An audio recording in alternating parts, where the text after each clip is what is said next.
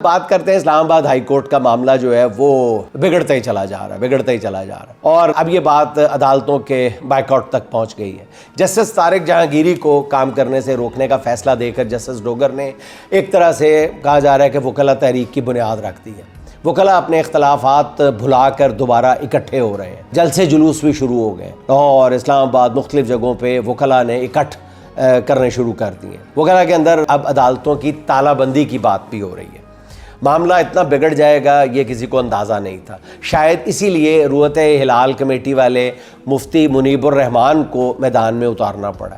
वो जस्टिस डोगर साहब को रेस्क्यू करने के लिए कोई शरई करामात दिखाएंगे। मुफ्ती मुनीबुर रहमान जिन्हें इमरान खान के दौर में रूहत हिलाल कमेटी से हटाया गया था, वो अभी तक अपने इस दुख को भुला नहीं पाए और उनका ये गम जो है वो ताज़ा है। इसलिए वो हमा वक्त ऐसी खिदमात सर अंजाम देने के लिए तैयार रहते हैं। मंजी पीढ़ी ठुका लो, मंजी पीढ़ी ठुका लो। अपने ताज़ा बयान में उन्होंने फरमाया है कि आइन पसंदी और अखलाकी हमीयत का तकाजा था कि जस्टिस तारिक जहांगीरी अपने आप को मुहासबे के लिए पेश करते, लेकिन हिचकिचाहट बता रही है कि दाल में कुछ काला नहीं, पूरी दाल ही काली है। जालसाजी को हुर्मत अदालत के खिलाफ गलाफ में नहीं लिपेटा जा सकता। ये मुफ्ती मुनीबुर रहमान साहब फरमा रहे हैं। मुफ्ती मुनीब साहब हर वो काम करते हैं जो उनके करने का नहीं होता। जहाँ उनकी रहनुमाई की ज़रूरत होती है, उनके बोलने की ज़रूरत होती है, वहाँ पर वो अपने लब सी लेते हैं। पहले वो सुहेल वड़ाइट साहब के कॉलम्स के मामले में कूदे और ये दरख्वास्त करते नज़र आए कि एस्टैब्लिशमेंट उन्हें माफ़ कर दें। भाई तोड़े को किसी ने पूछा है?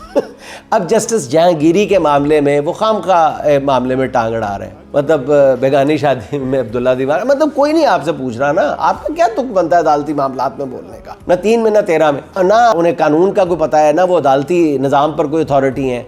जब इद्दत वाला केस बन रहा था तब मुफ्ती मुनीब साहब चुप रहे थे।